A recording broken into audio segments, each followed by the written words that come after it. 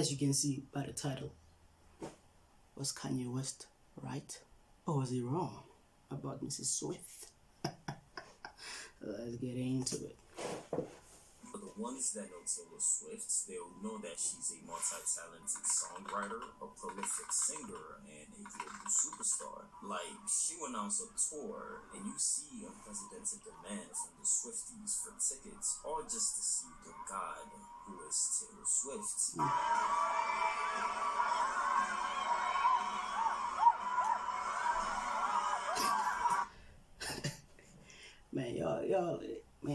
Y'all are fiends, bro. Like, y'all, it's just pathetic, to be honest. Like, y'all praise these celebrities like idols, like gods. Like, she just petted you like a dog, like, good little boy. And he's happy.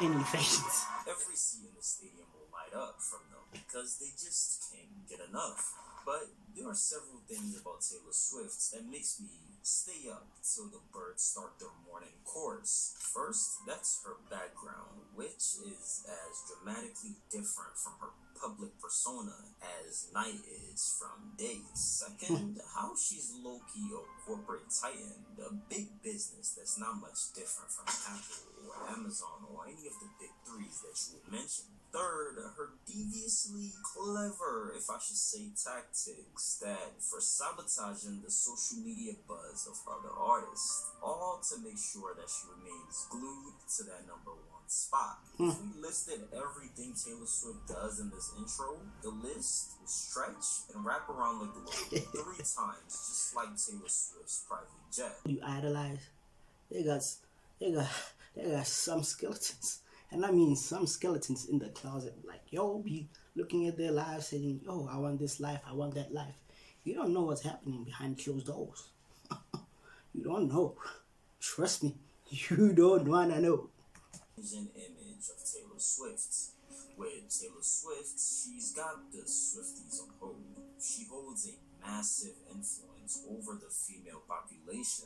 The Swifties won't admit this, and I will admit it for them. Taylor Swift is extremely overhyped. Her fans are cult-like. She sold 100 million albums worldwide, got the entire population of America following her.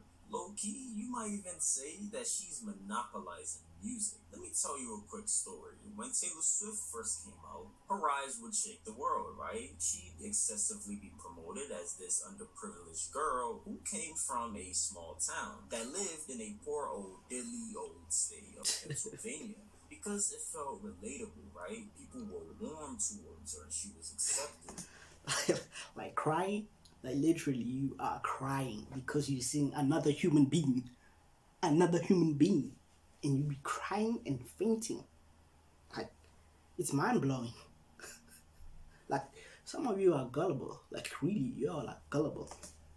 Though she's been marketed as that, Taylor's very privileged upbringing has been overlooked. Scott Swift, who is Taylor Swift's father, was a financial advisor with Merrill Lynch, and he's well connected in the business world. He caters to the elites, right? Strategizing for really rich people on where to keep their money, and he was very, very good at it. And Taylor Swift, being the daughter of Scott Swift, she benefited a lot from what Scott Swift had to offer. Scott Swift at one point even moved Taylor Swift out of Pennsylvania to Tennessee to go, I guess, rub some shoulders with people who did country music just so Taylor Swift could get an extra boost.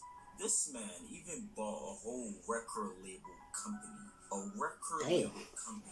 That signed Taylor Swift as their first artist. If Taylor Swift wasn't one of the most famous people in the world, she would have had to settle with just being a rich girl. Her father was a stockbroker for Merrill Lynch. Her mom was a mutual fund marketing executive. So they had a lot of experience and they very much understood finance. Shortly before 2004, they moved the entire family down to Nashville, and her father decided that he was going to work from Merrill Lynch in Nashville. And then in 2004, Taylor Swift met Scott Borchett, Guetta, who was just starting his record label, which was called Big Machine. And Taylor Swift was one of its first signings. Big Machine signed Taylor Swift and took a chance on her, having no idea how big she was going to be. But her father obviously sat down with a team of lawyers because he was a stockbroker, and he decided that he was also going to purchase 3% of that company. Hey. So her father became a partial owner of the company in which Taylor Swift was signed to. And while you were seeing Hey. other kids play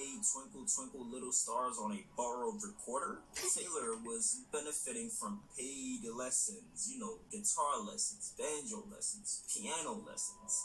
She had it all. And just like this, there's very much more about Taylor Swift that is very, very, very much far from the true Swift. Seriously, when you're hearing an album teaser from, let's say, Taylor Swift, she'll plan and execute her album releases in a way that's just next level. She built up a massive anticipation, teased fans on social media for months, all to listen to the album. And when the album came out, it went crazy. This is why Taylor Swift is a social media marketing genius. In 2017, with the world anticipating her sixth release, Swift deleted her social media profile. A few days later on IG, she posted a cryptic video of a snake, forcing viewers to dig into what this could mean. It was an album announcement. Fans and celebrities started posting emojis of snakes in support of Swift's return. In 2021, she tweeted a video of a vault opening to reveal letters that fans could unscramble to find track names. For her most recent release, she garnered over 74 million views on videos where she pulled out a bingo ball to reveal a track name on the new album. She then announced that the 4 separate vinyl editions of the new album can be put together to form a clock. Swift says she loves hiding updates and elaborate puzzles for her audience. As long as they still find it fun and exciting, I'll keep doing it. That is great marketing. I can tell you, that's great marketing. It's kind of like Christopher Nolan's Batman trilogy.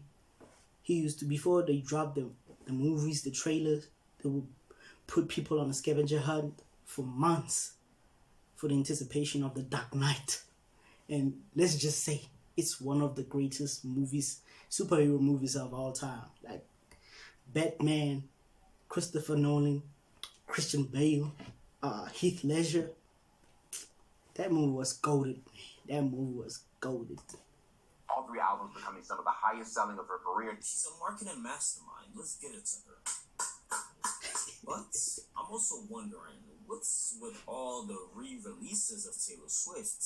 Why did she drop a song years ago and then drops it again to make you go buy the CDs and vinyls and albums? Why did she do that? Is it all just one big business? Looking deeper into Taylor Swift, you see that this entire business is all strategy. You see that it's a game of chess. When Taylor released The Love Story, she did that in 2008. Then she released the song again on an album called Red. When Taylor released Wildest Dreams, then in 2020, Wildest Dreams again would be released. You Belong With Me, original version, would be released in 2008, and Taylor would remake the song again in 2021. What's up with all? So she, man, y'all are fooled, bro. She's fooling y'all. Releasing tracks that she already released back in the day. That's smart from her end, but to the fans, y'all are just stupid, to be honest. Re-releases. Why does Taylor Swift have to re-record her songs? Taylor's former manager, Scooter Braun, bought the rights to Taylor's first 6 albums for $300 million. Taylor signed her first record deal when she was only 14 years old, so she never owned any of her music. Taylor tried to buy her old albums from her label, Big Machine, but they wouldn't let her. Instead, they sold them to Scooter without even telling her or offering her the same type of deal. Taylor said Scooter bullied her throughout her career and bought her old records to ruin her life. So in 2018, Taylor refused to resign with Big Machine Records and signed with Republic Records instead. They will allow Taylor to own any new music she makes, but Taylor's also re-recording the album Scooter bought, and it's for an important reason. Taylor wants to re-record the album so she can own them. Because Taylor originally wrote the songs, she has the publishing rights to cover and release them again. Now, when the new re-recorded albums are streamed and bought, Taylor will get the money and not Scooter. And with Oh, my bad. I didn't know that. I didn't know that she didn't own her music. My bad. I jumped the gun. Don't shoot me. those new versions, if they're driving up streams and sales, is she really number one? I've just never heard nobody come to my car and say, hey, Tune, play some Taylor Swift. It's just never something that I've done. But to be honest, like America's population is white people. like it's white Americans. Like, let's just be honest. Like, little white girls be listening to that shit. Let's just be honest. Ever encountered it in We black, 23 nigga. years of reliving this life. The fake girl's girl image of Taylor Swift. There are several photos available online that are showing Taylor Swift and her squad of A-list celebrity girlfriends. She's the embodiment of the girl's girl image, like they say, and she'll stand up for all girls no matter the cost. Damn, Chief. Truly patriotic. If I were you, I'll look a little deeper into how Taylor Swift might not even really be a girl's girl, and that image is fake as But before that, what even is a girl's girl? From high school forward, we are taught to worship the idea of the friend group. Popular media, from memes girls to friends, tell us that in many life stages we should be entrenched in a squad. The definition of a girl's girl is a girl that doesn't let jealousy win over other girls. A girl's girl is a feminist. A girl's girl doesn't need to put men down. A girl's girl is honest and encouraging. But with Taylor Swift and what's been happening, I kind of have to ask, is she really a girl's girl? See, when Taylor Swift sees people releasing projects, A, does she support? Or B, she does the complete opposite. If you chose B, here is $20,000. Because Taylor Swift somehow, somewhat, in some way, has a sixth sense when others are dropping. It's like she has spies in every other team and knows what they're about to drop, so she intercepts, something that the Chiefs cannot do. When Katy Perry, who is Taylor Swift's competitor, when she drops a song, say on the day of June 9th, 2017, you see Taylor put up an entire discography on Spotify. SZA is getting ready to drop her album SOS, for example. It's predicted at number 1 for 4th week straight. Taylor Swift drops a new album to block SZA. Billie Eilish, she'll drop. It's kind of looking like she ain't a good girl. She ain't a girl's girl anymore. Interesting. Taylor Swift, on the same day, drops a new digital version of her old songs. Her Apple releases just to block Billie and keep her name from conversations, which would make you think, is this all literal or coincidences? Because even in 2021, Olivia Rodrigo, a then 18-year-old girl, she drops Deja Vu, her massive hit. It did massive numbers. Taylor Swift contested it and demanded that Olivia give me some writing credit. I helped you make this hit.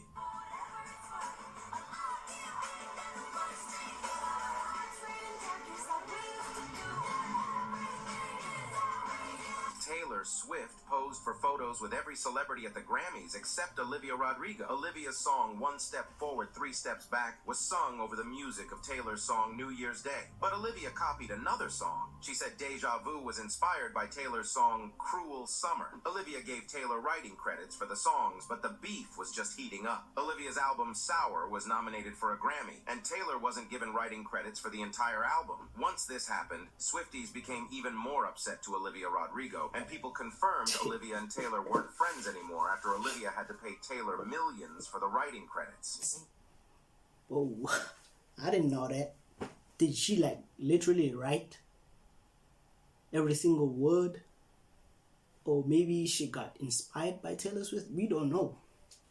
Thing happened with Rihanna. She drops that one song after she hadn't dropped in a while, and you see Taylor Swift drop her lullaby Snooze Fest. Antibiotics, a sedative song that'll put you to sleep. And somehow, Taylor Swift has gotten this big doing things like this. And you think with all that following on social media, could the CEOs of TikTok, Instagram be boosting her page?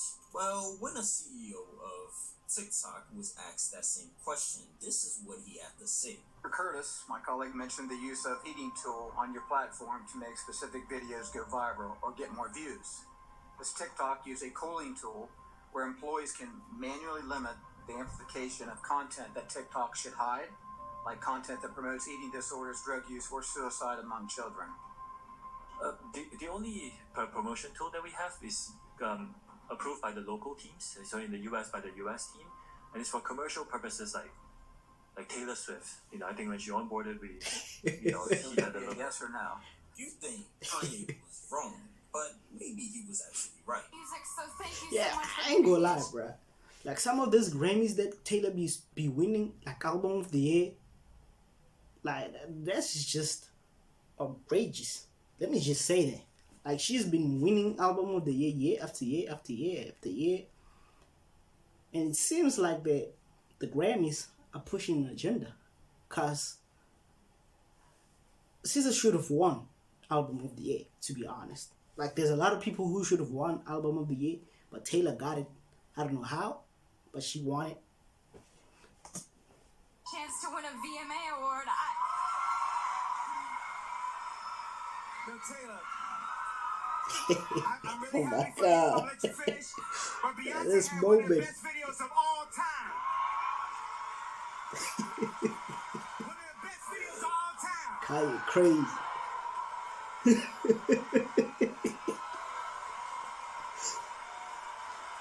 While Taylor has some undeniable hits, I won't lie to you, many of her songs are as mediocre as can be. Some are so bland, so repetitive, that you sing them in the moments, and then when it's over, you go like, what was the lyrics again?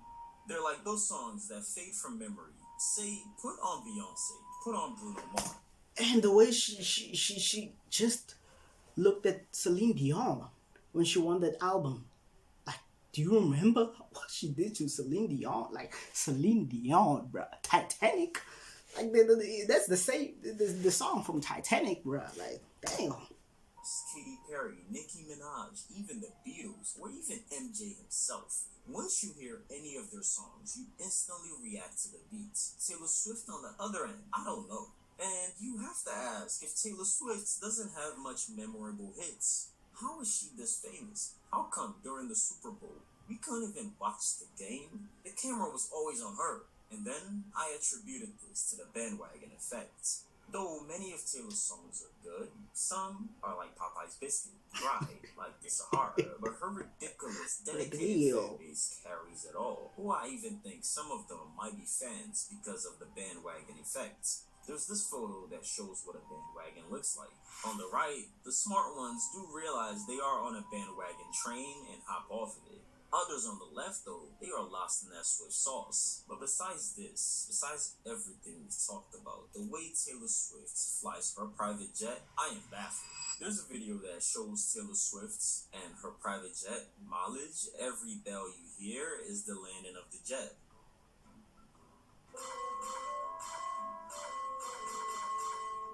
What the fuck?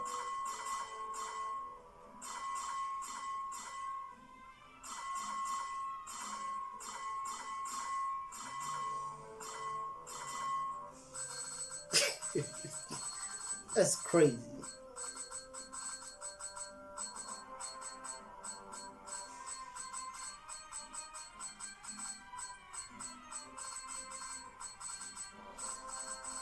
That's just crazy. Like she goes back and forth, back and forth, back and forth, back and forth. So a list has come out of the top 10 celebrities that have the most CO2 emissions, and you'll never guess who's the first one. And at number one, it's singer and sometimes activist who loves to talk about how horrific climate change is, Taylor Swift. Though Taylor Swift has gotten much backlash for this on social media, I'll look at the Earth and see the depressing state it is in right now in regards to weather changes. But honestly, while I do think Taylor Swift's jet mileage is a lot, you see the multinational corporations that pride themselves on innovation yet maintains a fleet of private jet for its tall brass CEOs. Apple's board now requires Tim Cook to fly private everywhere he goes. Where for a face-to-face meeting that can be had on Zoom, they are flying cross-continental trips to go to the meetings. Boss, it's not that serious. And look at the carbon footprint of the industrial giants, oil refineries, manufacturing plants. They've done more of a killing on the earth. Talk about their spilled oil, right? Polluting our deep waters, where 20% of all sea turtles, the birds, the fishes, dolphins, all lost their reproductive organ, dying within months. I would acknowledge her mileage, but her jet contributions are nothing but a drop in the ocean. Overall, Yeah, for somebody who advocates for climate control, she's not doing a great job at that. She's not doing a great job. Taylor Swift should be more supportive towards her peers. She shouldn't say she's a girl's girl when in fact she's not. If I were her, I'd form a sisterhood. Me, her, Olivia Rodrigo, we get into the studio. I'll for sure offer more mentorship, but it's not her job, but I would make sure if I really trust them and I like them, I will offer some mentorship. And I'm sure if Taylor Swift does this, she'll form a more diverse audience. I'm sure she wants to tap into the black community and have her No, we don't want them. We don't want her in the black community. We are good. We've had trauma with the Kardashians. We don't want no more. We do not want no more. Please, no. But hip hop might not even accept her, so I don't know. But to be frank, I'm not gonna say it's her fault because we don't know the story behind it. That could be her manager, people above that might be controlling the media. So we don't know. We cannot put everything on her. You know, after SZA dropped an album and was like #1 for straight weeks, and she drops another album, we don't know. But what we see is that she's not really a great person per se. And right now, I'm seeing a shift where she's trying to grab a certain community, the LG plus community. She's capitalizing on them, saying, yo, I'm pro lesbians, gays, trans, like, yeah, pride. And she's capitalizing on that. She's capitalizing on that. And a lot of people are ignorant or oblivious, or maybe they're just dumb to realize certain things that are being manipulated. They don't even realize they are agreeing to certain things with it. So, yeah, man, there you have it, Taylor Swift.